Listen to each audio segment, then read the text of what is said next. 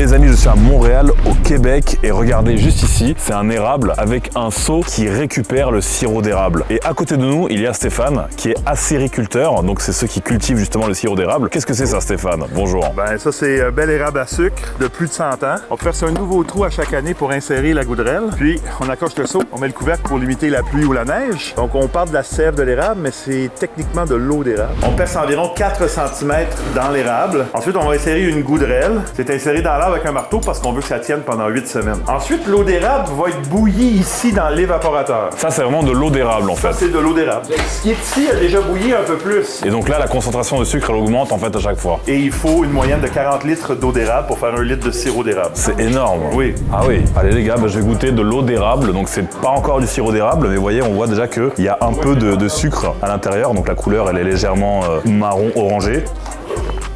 On sent qu'il y a du sucre dedans. Alors en forêt, pendant qu'on récolte, on en met dans notre verre ou dans notre bouteille puis on en boit un peu. Ça se sent que c'est naturel, que ça sort d'un arbre. Du coup les amis, là on va aller dans la cabane acheter directement une bouteille de sirop d'érable. Venez, c'est parfait, c'est énorme, il y a plein de produits différents. Donc on retrouve un tas de choses. Ça c'est quoi par exemple?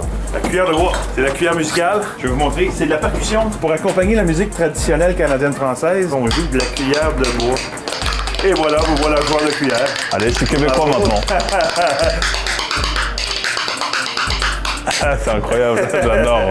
Ils sont toutes la même concentration, c'est qu'en début de saison, il est généralement plus pâle et en fin de saison, il est généralement plus foncé. D'accord, je vois. Moi les amis, je vais prendre cette petite bouteille de sirop d'érable. Du coup c'est parti, on va passer en caisse. C'est de la magie ça? C'est quoi? C'est du futur? Bah ouais, c'est Apple qui paye, c'est pas moi. Allez, super, merci beaucoup. J'ai payé cette bouteille de sirop d'érable 12 €. Je vais tenter de la rentabiliser. Je vais jouer aux mines. Le but, c'est de trouver des diamants sans tomber sur une bombe.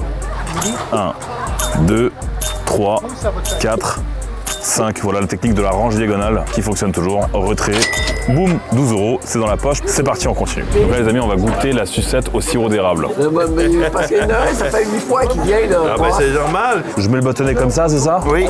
Et après? Rouler, écraser, rouler, Ah, d'accord, je écraser. l'ai pas Non mais mis. c'est bien, c'est correct comme ça aussi. Ah ouais, c'est incroyable. Et là du coup c'est bon. Nickel les gars, on va goûter ça.